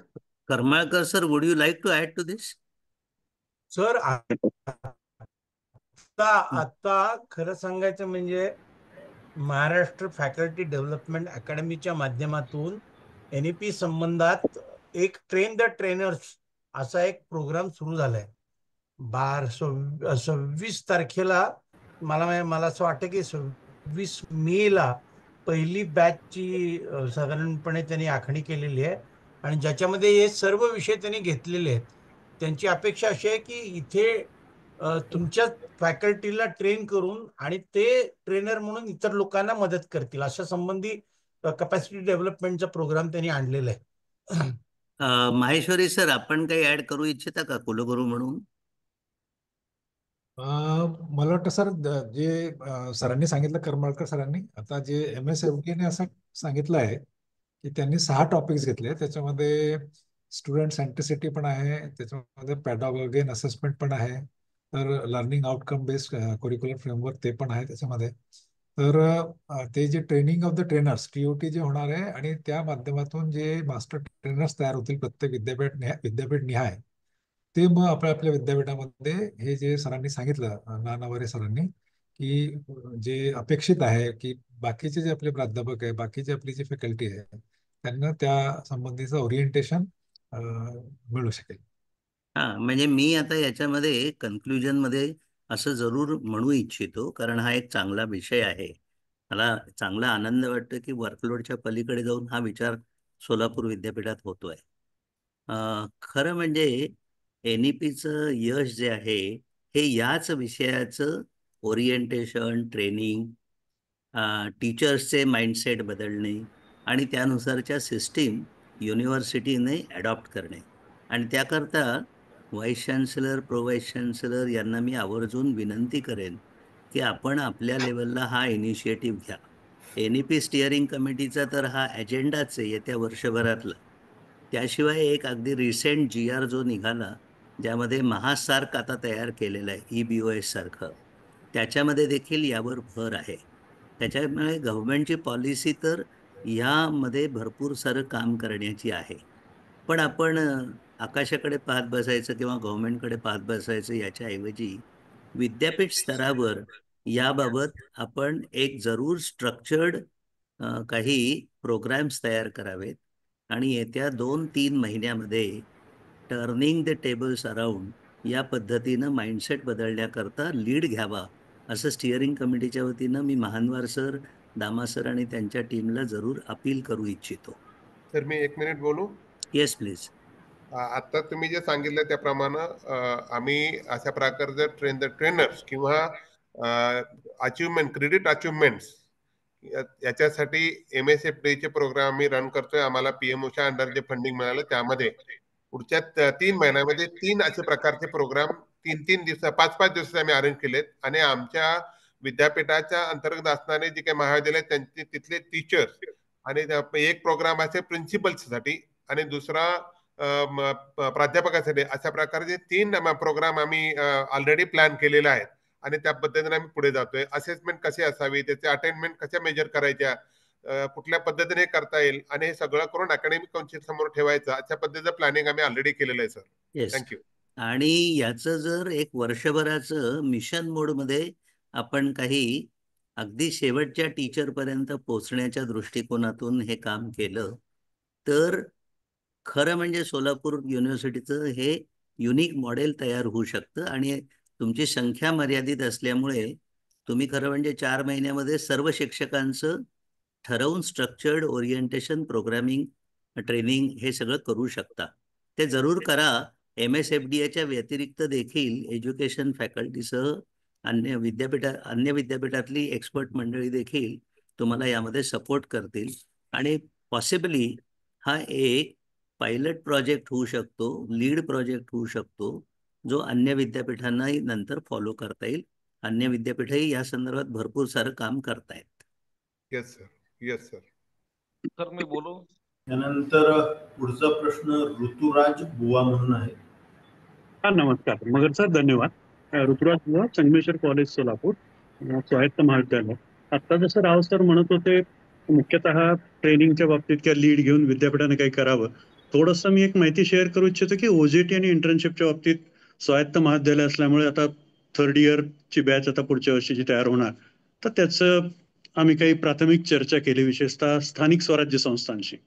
जे सायन्स आणि कॉमर्समध्ये थोडासा प्रश्न सुटू शकतो, पण आर्ट्सच्या विद्यार्थ्यांना राव सर म्हणाले तसं थोड्याशा अडचणी आव्हान म्हणून येतात. तर एक त्याच्यात मगाशी चर्चा जी निघाली होती की कमीत कमी 3 महिने तरी यावंच, म्हणजे आमचे माननीय कुलगुरू सर जसं म्हणाले की ते आपण ठरवलं की 60 तास हे मिनिमम आहे, काही वाढवून त्यात देता येतं. तर त्यात एक अधिकाऱ्यांनी आम्हाला अशी सूचना केली, अर्थात ते प्राथमिक पातळीवरची आहे, की ट्रॅव्हलिंग अलाउन्स स्थानिक स्वराज्य संस्थांकडे तेवढे फंड्स असतात, तर ते विद्यार्थ्यांना देऊ शकतात. म्हणजे ग्रामीण भागातनं किंवा शहरी भागातले असतील तरी मला वाटतं ते एक बूस्ट होईल. तर थोडंसं देवळानकर सर किंवा सर्वच समितीला मी विनंती करेन की शासन स्तरावरती असं जर काही निर्गमित करता की मिनिमम लेवलचा, अर्थात तो पुढचा प्रश्न. याच्यावर थोडं इंटरव्हीन करतो की शासन स्तरावर जनरल ऍडमिनिस्ट्रेशन डिपार्टमेंट पासून इंडस्ट्री स्किल मिनिस्ट्री बरोबर इंटर मिनिस्टेरियल आणि इंटर डिपार्टमेंटल सेक्रेटरियल लेवल वर्कग्रुप याच्यावर भरपूर काम करतायत. तुम्हाला सांगायला मला आवडेल की जळगाव विद्यापीठ, माहेश्वरी सर इथे आहेत, त्यांनी जळगाव, धुळे, नंदुरबारच्या कलेक्टरशी कॉन्टॅक्ट केला आहे आणि कलेक्टरने थेट ग्रामपंचायतीपर्यंत मुलांना OJT करता किती फॅसिलिटेशन करतायत हे सगळं ओपन अप केलेलं आहे. तसं स्टेट लेवललाही चालू आहे. मायक्रो लेवलचे जे इश्यूज असतात ना, ते अनेक वेळेला आपल्याला स्थानिक स्तरावर सोडवता येतात. खरं म्हणजे मुलं आता या सगळ्या विषयावर इतकी अँक्शस आहेत, त्यांची अँझायटी लेवल इतकी स्ट्रॉंग आहे की ते सगळं करायला तयार आहेत. आपण शिक्षक मंडळींनी आता बाहेर पडायची गरज आहे. Exactly right sir. हे तर आम्ही करतोच आहोत आणि इंटर्नशाला सारख्या ऑनलाईन इंटर्नशिपच्या प्लॅटफॉर्मशी आम्ही कॉन्टॅक्ट करतोय, तिथे रजिस्ट्रेशन केले. तर या आयडिया जे फक्त आहेत, एक काळजी घ्यायला पाहिजे की या सगळ्यातून कमर्शियल एक्सप्लॉयटेशन मुलांचं होणार नाही, हे आपण पाहावं. राईट. याच जोडीला फक्त एकच प्रश्न मी जोडीला विचारतोय. मी खरं तर राव सर आणि बाकी सगळे असताना सिडनेम कॉलेज पासून हा प्रश्न उपस्थित करतोय. व्हॅल्यू एज्युकेशन कोर्स आपल्याकडे एन्व्हायरमेंटल स्टडीज आणि नेक्स्ट टर्मला आम्ही इंडियन कॉन्स्टिट्यूशन डेमोक्रेसी घेतला होता. तर साधारणतः आमच्या कॉलेजची परिस्थिती पाहिली तर सगळे म्हणून 1200-1300 विद्यार्थी एकावेळी येतात. तर आम्ही इथल्या जॉईंट डायरेक्टर पासून ते अगदी उच्च स्तरापर्यंत पत्रव्यवहारही केला होता की त्याला आपल्याला काही व्यक्ती स्वतंत्रपणे नेमता आला प्राध्यापक म्हणून. म्हणजे आपण म्हणतो असं ज्यांचं वर्कलोड कमी आहे ते ऍडजस्ट होतं, पण स्वतंत्रपणे नेमणं, कारण बऱ्याच विषयांना नाही बुवा सर, त्या आयडियालिस्टिक विषयावर आता लगेच उत्तर मिळणं कठीण आहे. राईट. पण it is well taken, it will be considered somewhere. Thank you sir. Sir, पण याच्यामध्ये तुम्ही ऑनलाईन कंटेंट क्रिएट करू शकता. कॉन्स्टिट्यूशनच्या बाबतीत पुणे विद्यापीठामध्ये मला आठवतं की हा प्रयोग केलेला आहे. ह्युमन राईट्स आणि कॉन्स्टिट्यूशन ऑफ इंडिया ह्याच्यावर ऑनलाईन कंटेंट क्रिएट केले गेलेलं आहे. जेव्हा नंबर जास्त असेल तर काही प्रमाणात त्याचाही वापर करता येऊ शकतो ना. आणि कदाचित ते काही ऑडिट कोर्सेसही असू शकतात. So there is a lot of flexibility available. You can find out the solution within that. Take the next question please. Professor Shivaji Shinde, in charge dean आहे. सर, आपला प्रश्न. येस, सगळ्यांना नमस्कार. माझा अनिल राऊत सरांना एक डिस्कशन करायचं आहे का, तर मी कॉमर्सचा डीन आहे. आता का तर कॉमर्सच्या बाबतीत अनिल राऊत सर त्यातील एक्सपर्ट आहेत, का तर आमच्याच फॅकल्टीचे असल्यामुळे आम्हाला अभिमान आहे त्यांचा. आणि NEP मुळे त्यांचं जे योगदान आहे त्याच्यानुसारच आम्ही जे सिलेबस आहेत किंवा स्ट्रक्चर आहे ते पूर्ण केलेलेच आहे. आम्ही तिसऱ्या वर्षाचा सुद्धा कॉमर्स फॅकल्टीचा सिलेबस तयार केलेला आहे. आता जो आमचे कलिग सरांनी विचारलेले प्रश्न त्याच्याबद्दल अगोदर डिस्कशन करतो आणि माझे प्रश्न विचारतो सर. तर जो आता सीईपी त्यांनी जो प्रश्न विचारला होता, कम्युनिटी एंगेजमेंट प्रोग्राम आणि सर्व्हिसेस, हा स्ट्रक्चर मध्ये मेजरशी रिलेटेड असल्यामुळे समजा आता माझा ऍडव्हान्स अकाउंटन्सी मेजर आहे, तर माझ्या विषयाची मुलं सीए फर्मला जातील, पतसंस्थेमध्ये जातील, चार्टर्ड अकाउंटंटच्या हाताखाली जातील किंवा टॅक्स किंवा 10-15 प्राध्यापकांना ITR कसे भरायचे याचे नॉलेज देऊ शकतात. या उद्देशानं सर आम्ही तो सब्जेक्ट रिलेटेड म्हणजे मेजर रिलेटेड आहे म्हणून आम्ही मेजर रिलेटेड मध्ये तो सीएपी कोर्स घेतलेला आहे सर. ठीक आहे ना, बिघडत काही नाही. Yes sir, thank you. दुसरा प्रश्न जो आहे माझा सर, आता आमचं सिंगल फॅकल्टी कॉलेजेस ज्या सोलापूर जिल्ह्यामध्ये 3 कॉमर्स कॉलेज आहेत. बार्शीला एक आहे, HN कॉलेज आहे आणि DAVचं एक कॉलेज आहे. तर कॉमर्स फॅकल्टीला इंग्लिश 2 वर्षाला होता, इंग्लिश सब्जेक्ट फर्स्ट इयरला आणि सेकंड इयरला. परंतु आता आपल्या स्ट्रक्चरमध्ये जे ॲबिलिटी एनहान्समेंट कोर्सेस आहेत त्याच्यामध्ये 8 क्रेडिट दिलेले आहेत. त्याच्यामध्ये इंग्लिशला 4च दिलेले आहेत आणि मॉडर्न इंडियन लँग्वेजला 4च दिलेले आहेत. तर आत्ताचे आमचे इंग्लिशचे जे बंधू भगिनी टीचर आहेत वगैरे, तर त्यांचं वर्कलोड सेव्ह करण्यासाठी काय करावं लागेल याचं मार्गदर्शन व्हावं सर. त्याच्यावर लगेच बोलतो की तुम्हाला मायनॉरमध्ये आणि OEGE मध्ये इंग्लिशचे वेगवेगळे कम्युनिकेशनवर आधारितचे कोर्सेस इव्हॉल्व करता येतील. आणि केलेले सर, मग ते द्या ना. 4 कोर्सेस केले. तुम्ही ती एक लक्षात घ्या, तुम्ही ती बास्केट वाढवा. म्हणजे इंग्रजीच्याच प्राध्यापकाने OEGE मध्ये जर प्रत्येक फॅकल्टी करता 4-4 कोर्सेसची बास्केट तयार केली आणि क्षणभर असं गृहीत धरा की एखाद्या ऑटोनॉमस कॉलेजमध्ये कॉमर्सला 400 मुलं आहेत आणि त्यांना OEGE मध्ये इंग्रजीचे 4 कोर्सेस तुम्ही उपलब्ध करून दिले, तर जॉईंट डायरेक्टरच्या किमान विद्यार्थी संख्येच्या अटी पूर्ण करूनही मल्टिपल कोर्सेस इंग्रजी डिपार्टमेंटला तुम्हाला उपलब्ध करून देता येतात. हो साहेब, त्याप्रमाणेच केले आम्ही. असं करा की स्किल मध्ये केलेलं आहे. मी म्हणजे श्रीयुत देवळाणकर आणि त्यांचे सगळे सहकारी असले तरी खूप मोकळेपणाने मी सांगतो की ही 2-3 वर्ष आपल्या सगळ्यांना भरपूर सारे असे प्रयोग आणि विस्तार करण्याकरताच्या संधी आहेत की ज्यामुळे आपण वर्कलोड सगळं प्रोटेक्ट करण्याकरता ॲव्हेन्यूज अवेलेबल करून देऊ शकतो. त्याचा आता आपण वापर नाही केला तर मग आपली बस मिस होऊन जाईल.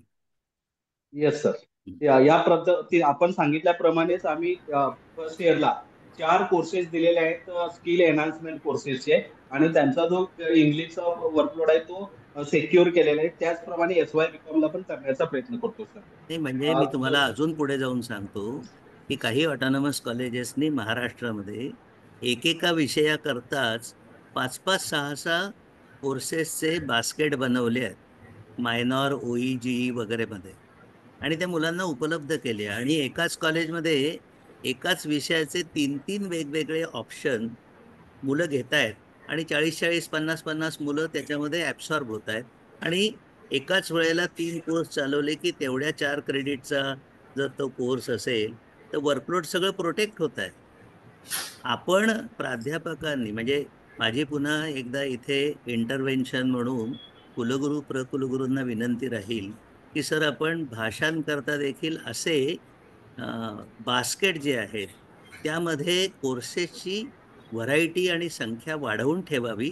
आज जर नसेल तर, असेल तर माझं काही म्हणणं नाही, नसेल तर यावर्षी वाढवून ठेवावी जेणेकरून हे सगळे प्रॉब्लेम ॲड्रेस केले जातील. Yes sir, thank you. अजून एका विषयावर मला मार्गदर्शन पाहिजे सर, की आता आपण कॉमर्सचे आहात, आम्हाला मार्गदर्शन चांगल्या प्रकारे करू शकता. आम्ही कॉमर्ससाठी 8 मेजरचे बकेट ठेवलेलं आहे फर्स्ट इयरला. आणि आता जे SS पाटील सरांनी काही वेळापूर्वी प्रश्न विचारला होता की आपण बिझनेस मॅनेजमेंट की ज्याच्यामध्ये आता काही कॉलेजमध्ये डिग्री मिळत नव्हती, काही 95% कॉलेजमध्ये साहेब अकाउंटन्सी हा एकमेव विषय होता. 1-2-3 कॉलेजमध्ये 2 मेजर आहेत आणि एका कॉलेजमध्ये 3 मेजर आहेत. या पार्श्वभूमीवरती आता आम्ही काय UGC काय म्हणते की ज्या विषयामध्ये डिग्री मिळते तो म्हणजे तो डिपार्टमेंट आहे आणि त्या अनुसरून आम्ही ते सिलेबस वगैरे केलेले आहेत. जर टीवायला डिपार्टमेंट नसेल, SY पर्यंत विषय काही असतील तर तो आपण पहिल्या वर्षीपासून देताना तो ग्रँट की नॉन ग्रँट, आता बिसेन साहेबांनी सांगितलं की ग्रँट आणि नॉन ग्रँटचा इथं संबंध येत नाही, परंतु जर वर्कलोड वाढलं तर ते नॉन ग्रँट मध्ये जाणार का ग्रँट मध्ये जाणार?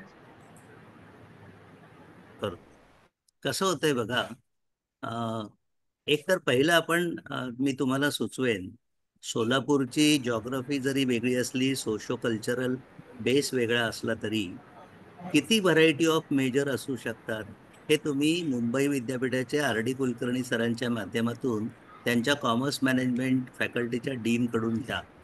त्यांचे कॉमर्सचेच 18-19 प्रकारचे वेगवेगळे मेजर कोर्सेस आहेत. त्याच्यामुळे त्यांच्या वेबसाईटवरही तुम्ही पहा. हा एक मुद्दा आहे. दुसरा मुद्दा जो आहे की वर्कलोड वाढणे. आता एक आपण असं म्हणूया की खूप सारे कॉम्बिनेशन करून आपण सगळे उपलब्ध केले आणि त्याने वर्कलोड वाढलं. म्हणजे वर्कलोड वाढवण्याच्या उद्देशाने कॉम्बिनेशन किंवा व्हरायटी प्रपोज करणे हे चुकीचं आहे. शासन देखील, म्हणजे मी शासनाचा प्रतिनिधी नाही, परंतु तुमच्यासारखा प्राध्यापक अनुभव असल्यामुळे बोलेन की आपण असं म्हटलं पाहिजे की सध्याचे जे शिक्षक आणि वर्कलोड आहे, मान्य वर्कलोड आहे, हे प्रोटेक्ट होण्याची शाश्वती आपल्याला आहे असं गृहीत धरून आपण ती व्हरायटी प्रपोज करावी. मगर सर, तुम्ही यावर बोलू शकता. सर, अजून तरी कार्यभाराविषयी आपण जे निश्चित असा जो आपला अहवाल शासनाकडे गेलेला आहे त्याविषयी विशेष असं मला आता भाष्य इथे करता येणार नाही, परंतु पॉझिटिव्हली आपण या सगळ्याकडे बघत आहोत आणि लवकरच याबाबत निर्णय होणार आहेत. मी आता एवढं सांगू शकेल की ह्या अनुदानित किंवा विना अनुदानित आणि NEPच्या अनुषंगाने 6 व्हर्टिकल मधले जे उर्वरित 3 व्हर्टिकल आहे यांच्या कार्यभाराविषयी शासन अतिशय सकारात्मक आहे, पॉझिटिव्ह आहे आणि यातून नक्कीच पॉझिटिव्हली वर्कलोड कसा काउंट करायचा किंवा कसे याचे निर्णय होणार आहेत. सर, तुर्तास मी आता एवढंच याबद्दल सांगतो. फक्त Shinde sir, this is the opportune time that you have to have varieties provided in the programme structures. तुम्ही सगळे म्हणजे आता ICT मधून महानवर सर आलेले असल्यामुळे त्यांना तर हे लगेच क्लिक होईल की आपल्या baskets major, minor, elective, OEG, VSC, SEC या बास्केट तुम्ही मोठ्या करून ठेवा.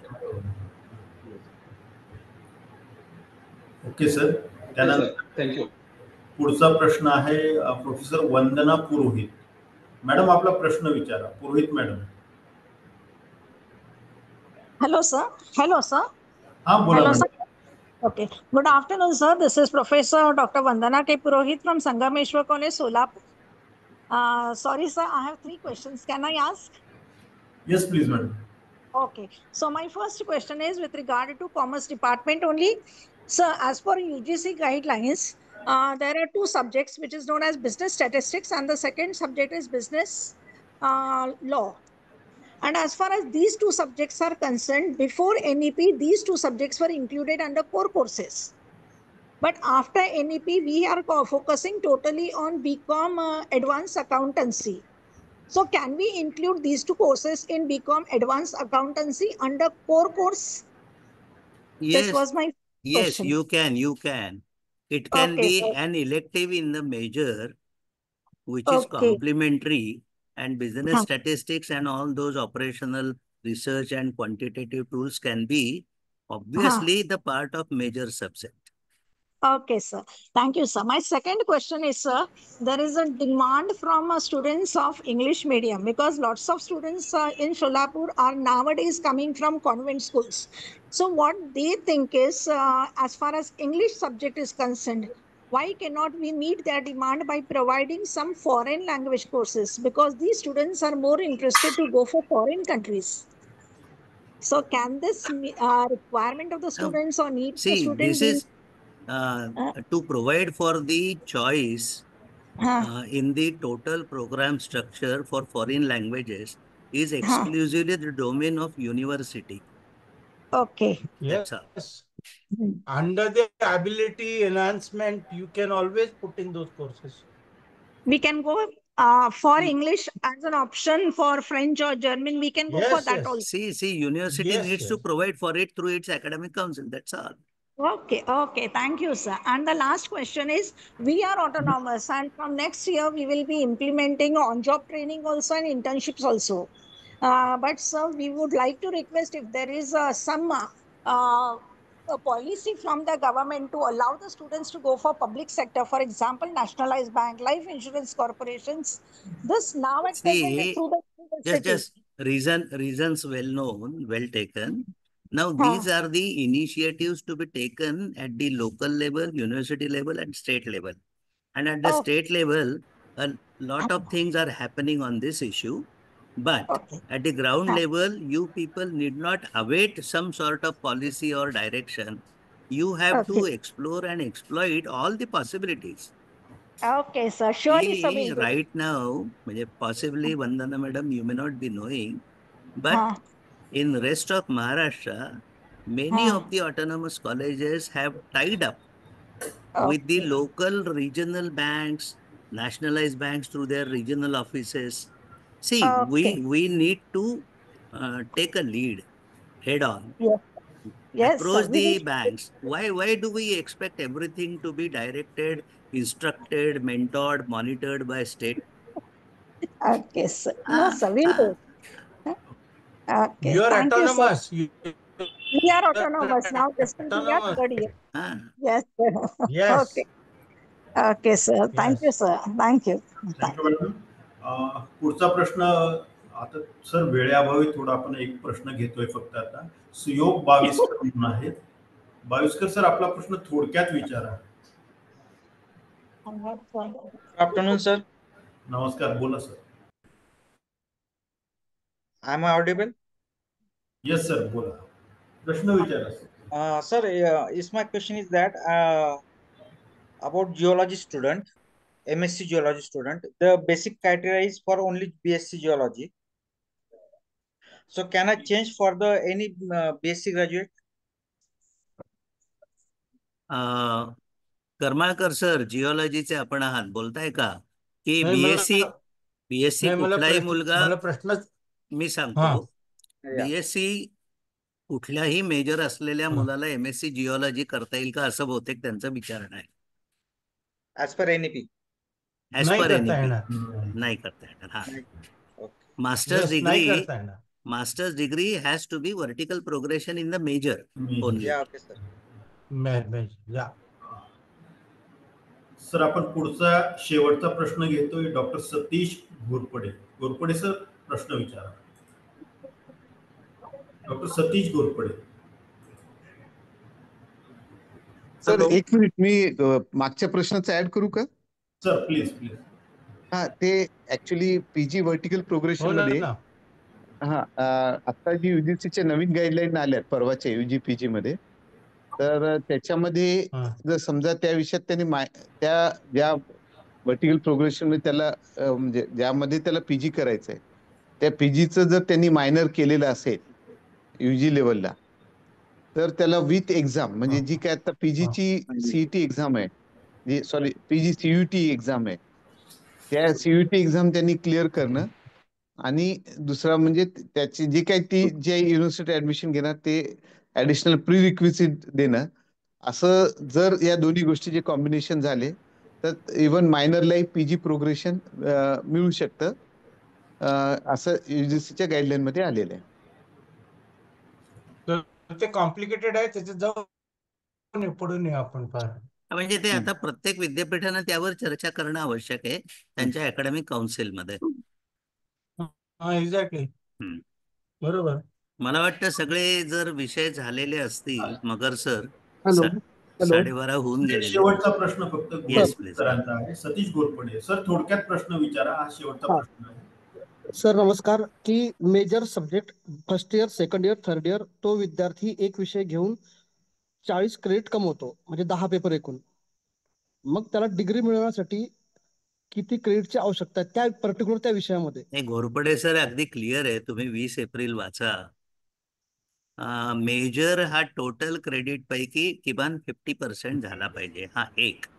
अडचण काय होतीये बस की बस आपण काय करतो त्या 6 व्हर्टिकल मधलं मेजर हा पहिल्या व्हर्टिकल मधलं तुम्ही जे म्हणता की 10 गुणिले 4 बरोबर 40 क्रेडिट, एकतर ही कॅल्क्युलेशन चुकीची आहे. आपल्याला मेजरचे क्रेडिट्स हे सर्व व्हर्टिकल मधून कलेक्ट करता येतात हे तुम्ही ध्यानात घेतलं पाहिजे. आणि त्या संदर्भात जर क्लॅरिटी नसेल तर प्रो व्हाईस चान्सलर आणि व्हाईस चान्सलर साहेबांना माझी विनंती असेल की या संदर्भामध्ये तुम्ही थोडं बोर्ड ऑफ डीन आणि अकॅडमिक काउन्सिलमध्ये चर्चा करून काही ब्रॉड गाईडलाईन्स, डायरेक्शन, क्लॅरिफिकेशन काढले पाहिजे. चालेल, थँक्यू सर. सर नमस्कार. हा सर सर बोला. नमस्कार. दामा बोलतो सर. प्रथमतः सर्व सुकाणू समितीचे अध्यक्ष, सदस्य सर्वांना आपल्या पुण्यश्लोक अहिल्यादेवी होळकर सोलापूर विद्यापीठासाठी आज जी चर्चा घडवून आणलेली आहे, अत्यंत चांगल्या पद्धतीने चर्चा झालेली आहे.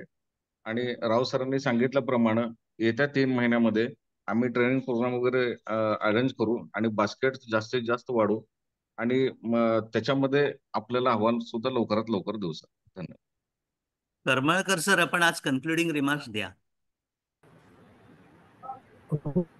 हो, त्याच्या आधी मगर सरांना माझी विनंती आहे की अलीकडेच मी नागपूरला जाऊन आलो आणि मला असं वाटतं की अमरावती आणि नागपूर विद्यापीठासाठी हा प्रोग्राम आपल्याला करावा लागेल, कारण बऱ्याच प्रमाणात तिथे क्लॅरिटी नाही आहे. त्यामुळं विशेष पद्धतीने तिथं पोचता आलं या माध्यमातून एक प्रयत्न. मला असं वाटतं की आजचा ह्या महाराष्ट्र शासनाच्या माध्यमातून महाराष्ट्र हायर एज्युकेशन डिरेक्टरेट आहे त्यांच्या माध्यमातून हा जो कार्यक्रम आपण सुरुवात केलेली आहे आणि त्याला उत्तम प्रतिसाद मिळतोय. पण मागच्या वेळा आतापर्यंत 2 विद्यापीठे झाली, आजचं हे 3रं विद्यापीठ होतं. आणि याच्यातूनच मला असं वाटतं की जास्तीत जास्त NEP समजण्यालाही मदत होतीये.